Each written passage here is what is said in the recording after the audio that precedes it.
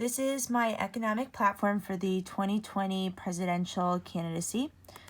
So when we're looking at the economic platform, there's going to be several key areas that we need to take into consideration. The first being the growth in the job market right now, improving the GDP growth, ways that we're going to be able to improve the income inequality, and finally, how are we going to be able to prevent future crises from reoccurring. So when we take a look at the growth of job market, as the income rises, consumers are ultimately going to be spending more, and they're going to be doing that on the goods and services, such as the automobiles, leisures, and accommodations and food services. But this is also going to increase their spending on essential goods, such as the food and clothing. Along with that, it's estimated that there's a higher consumer expenditure that could possibly create between 250 million and 280 million with new full-time equivalent jobs, net automation, and across the 46 countries. And then finally, the growth is due to the rising incomes and can mitigate automation's expected toll on the workers in retail and accommodation and food services. So retails for salespeople, food preparation workers, and waitresses are going to be seeing some of the largest boost from a higher consumer spending.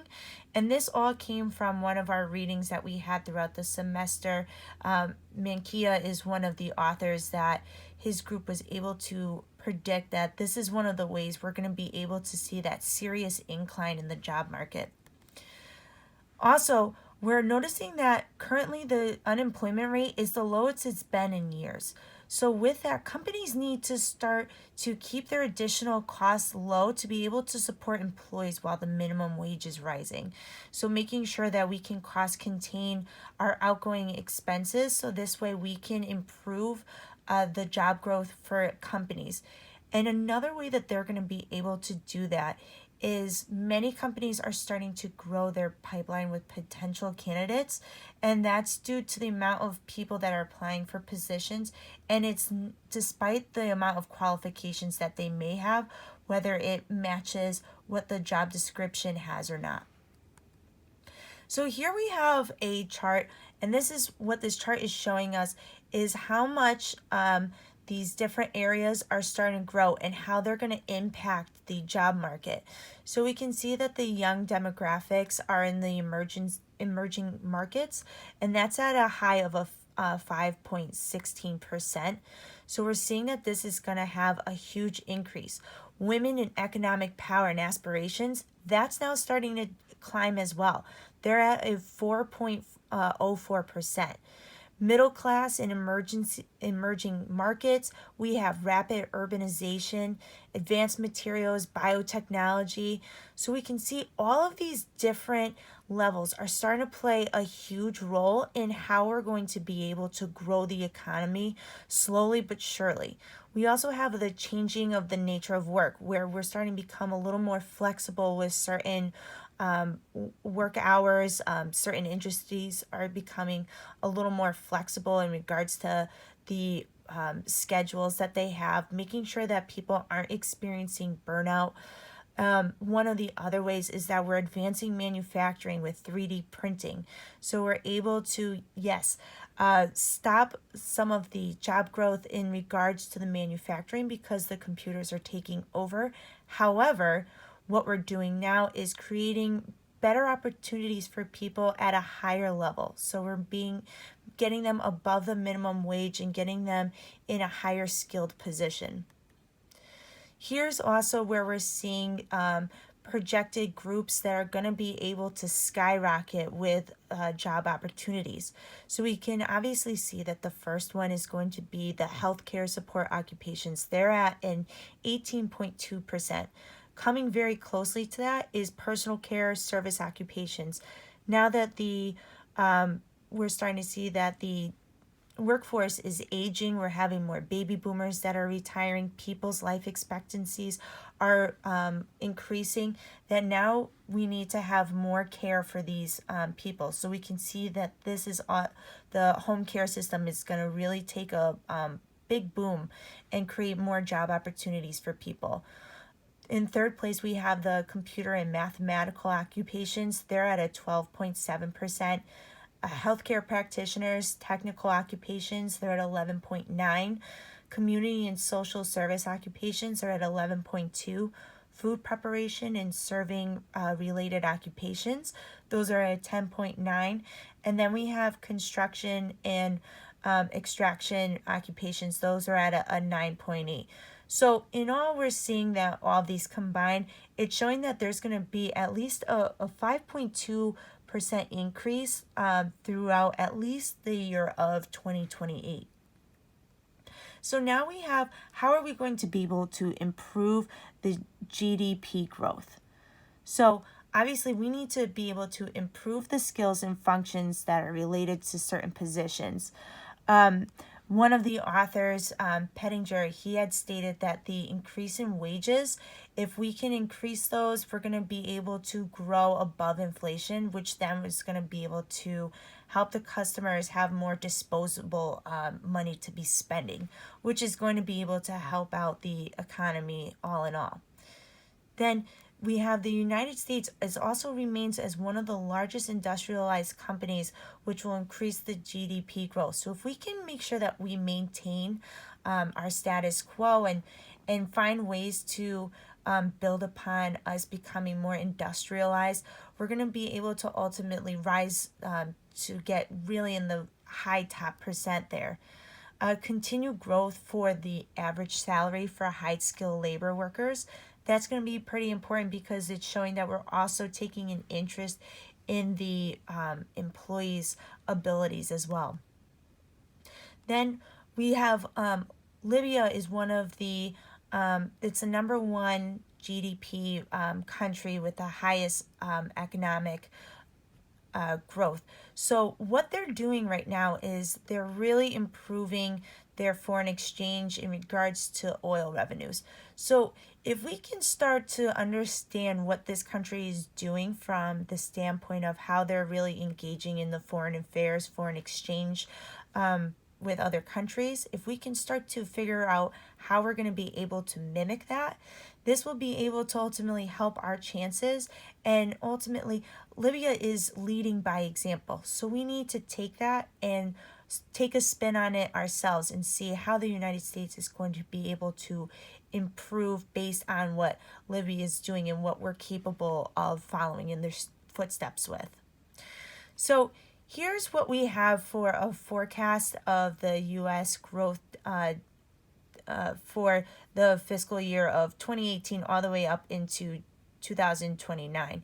So as we can see that 2018 is falling at a growth of about 20,236. So this is ultimately going to be taking a rise as the years are going to be increasing. So by the year of 2020, we're expected to see at least about rising up to, we have here the 22,120. So that's going to show us that we have some promise in our domestic growth product being raised up, which, by the way, these are in billions of dollars as well. So we can see that the growth is going to be there if we continue to find the new innovative ways to continue to grow up our industry. So our next area we have here is addressing the income inequality, which is a very big point to be focusing on. So one of the ways we can do that is we've taken a start and we've raised minimum wage. Obviously, for the U.S., many states, that's going to be coming in effect starting January 1st of 2020. So if we continue to raise the minimum wage, this is going to be able to help many employees get back on their feet and also improve the overall workforce. Investing in education, starting with early childhood, if we can start to do a better job with making sure we invest in their education, this will help these children by the time they graduate be more advanced and be able to handle the workload along with being more of high skilled workers when they graduate college. They're going to be able to compete at a higher level than what we're experiencing right now. So we also have John Powell. He wrote an article for the 6 policies to also help reduce the economic inequality. And he had suggested that in the recent years, the EITC has been shown to have a positive impact on families, lifting roughly 4.7 million children out of the poverty line on an annual basis. So increasing in the EITC can pull more children out of poverty while being able to provide more economic support for the working poor, especially single parents entering the workforce. So if we're able to do that, we're able to make sure that we can increase the income for these unfortunate families. Also, increasing the compensation packages. Many of these positions are experiencing, not only are they having a low minimum wage, but many people are fearful for even retiring because they don't even have health benefits to support them or a 401k to support them when it comes time for them to finally retire. So if we're able to increase the compensation packages and really making sure that we can get businesses to understand the significance of this, it will also help improve the workforce as a whole. Finally, increase employment training. This is going to be key because right now what's happening is many companies are not addressing the training that's needed for certain positions. They don't have time, so they're solely relying off of other companies doing the work for them. So when it comes time for them to recruit for employees to take over certain positions, they're already looking for skilled workers. They want nothing to do with training and improving their workforce. This can also create a turnover for certain companies, and the increased turnover can ultimately lead to also a higher unemployment rate. So if we're able to invest more in our employees in the workforce, then we're going to be able to overcome this inequality that we're facing right now. So here we have different ways that we can do. So going off of that last slide, what this picture is showing us is ways that the improved income tax is going to be able to help with higher cognitive achievement within children. So what this is saying is in recent years, the tax credit's impact on families has roughly lifted the 4.7 million children out of poverty line annually. So if we're able to do that, we're able to increase what we're seeing as a whole. This next one, we have build assets and wealth for lower and middle income Americans. So ownership is remaining a crucial pathway to building the intergenerational wealth. So there should be able to be sustainable lending terms rather than restrictions on first-time home buyers, opportunities to invest in a home by providing credit on more affordable homes. Finally, we also have the, like stated before, the increase in minimum wage. So we've seen start to increase there. So a federal minimum wage increase to about $10 would lift 4.6 million people out of poverty. So now we're seeing, at least in Connecticut, we're starting to raise the minimum wage up to $15 starting in 2020. So we're going to be able to see a rise in the amount of people that are coming out of poverty as well. Here we have the support in economic and racial integration in neighborhoods and schools. So areas that are less segregated by race and class correlated with the increased economic mobility. This is going to be able to make sure that we're having a more diverse workforce as well.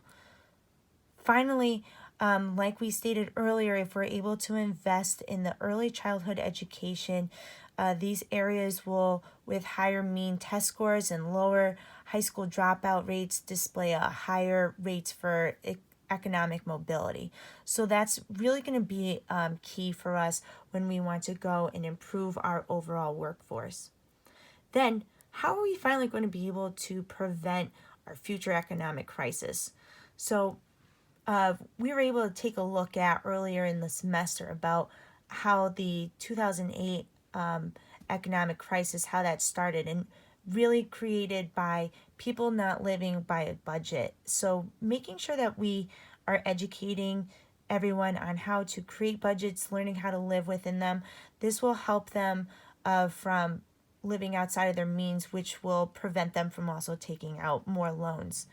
So also having the banks actually interview the people that are asking for loans, this will be able to help them determine if they're going to be able to actually be able to afford to pay back these loans in the long run. So this way the banks aren't just handing out loans left and right as they did in 2008. Also, maintaining the financial reform bill, that will be key. Low interest rates to prevent people from taking out loans, and then creating structural reforms. So Anders Borg, he did research for the World Economic Forum, and he had stated loading is also important because of how structural reforms impact public finances. So if we're able to cut taxes for low income earners and finance it through tighter welfare benefits, that's going to be an increase in labor force participation, which will ultimately reduce the expenditure. So that's because of the fewer people that will enter the welfare system, and tax revenues will be able to increase as those remaining in the labor market continue to pay taxes as well. So there we have it. This was my economic platform for our 2020 presidential election. And thanks so much for watching the presentation.